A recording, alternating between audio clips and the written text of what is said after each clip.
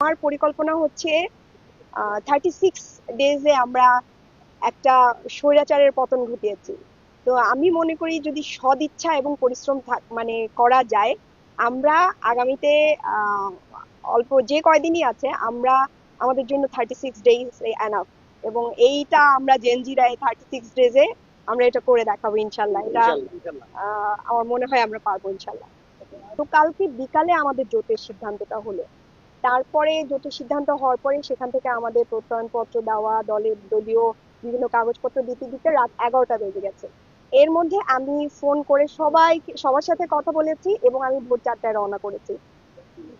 এখন পর্যন্ত আমাকে আসলে জোটের প্রার্থী হিসেবে ফর্ম তুলতে বলা হয়েছে। এরপরে বাকিটা আসলে সিনিয়র লেভেল থেকে সিদ্ধান্ত আসবে ইনশাল্লাহ।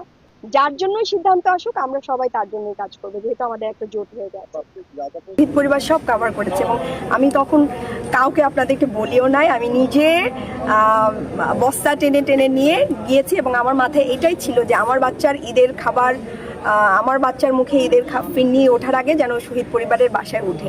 তো আমি অতটুকুই আন্তরিকতা আমার আজীবন থাকবে। এটা শুধু শহীদ পরিবারের না, আমাদের যত এই যে দেখেন যুগে যুগে কিন্তু এরকম যোদ্ধারা তৈরি হয়। হ্যাঁ, ইলেকশনটার চেয়েও আমাদের কিন্তু মূল উদ্দেশ্য হচ্ছে এই যে একটা মানে একটা গোষ্ঠী তৈরি হচ্ছে, একটা ইয়াং জেনারেশন তৈরি হচ্ছে যারা আসলে রাজনৈতিক হয়ে উঠছে এবং যারা রাজনীতি সচেতন হয়ে উঠছে। এই গোষ্ঠীটাকে ধরে রাখাটাই হচ্ছে আমাদের মেইন উদ্দেশ্য এবং তাদেরকে রাজনৈতিক সচেতন করে গড়ে তোলাই হচ্ছে আমাদের মেইন উদ্দেশ্য।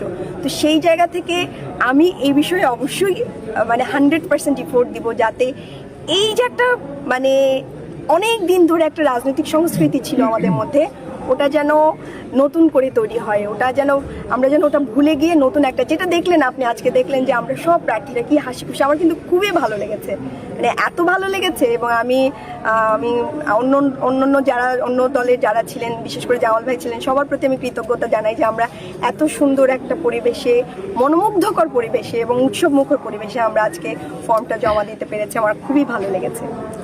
আইন শৃঙ্খলার তো কিছু অবনতি আছে, এটা তো আমাদের মানে এটা তো দেখাই যায়। তো 100% আসলে কিন্তু আমাদের নির্বাচনটা করেই উঠতে হবে এবং এইভাবে খুবই উৎসবমুখর পরিবেশে করে উঠতে হবে। এই যে ইউনো সাহেব ছিলেন বা যারাই ছিলেন, তাদের কিন্তু আমরা দেখলেন যে মতো তাদের মনের যে আকাঙ্ক্ষাটা, এবং তারা সবাই কিন্তু আশাবাদী যে আমরা যদি ঠিক থাকি তাহলে আমাদের এটা করে ওঠা সম্ভব, খুব ভালোভাবেই করে ওঠা সম্ভব। আর আসার সময় ওনাদের জানিয়েছি এবং ওনারা আমাকে শুভকামনা জানিয়েছে এবং ওনারা বিশেষ করে আলাদা করে আমাকে নারী হিসেবে অ্যাপ্রিসিয়েট করেছেন এবং ওনারা বলেছেন যে ওনারা নারী প্রার্থী থাকলে আরো মানে ছেলেরা থাকলে যতটুকু এফোর্ট দেওয়া দরকার, আমি নতুন হিসেবে আরো বেশি ওনাদের এফোর্ট দেওয়া দরকার এবং ওনারা সেইটুকু আরো বেশি দিবেন ওনারা বলেছেন। এটা আমাকে ইভেন ইসলামী আন্দোলনের যারা ছিলেন ওনারাও কিন্তু একই কথা বলে গেছেন যে আপনার জন্য আমরা আরো বেশি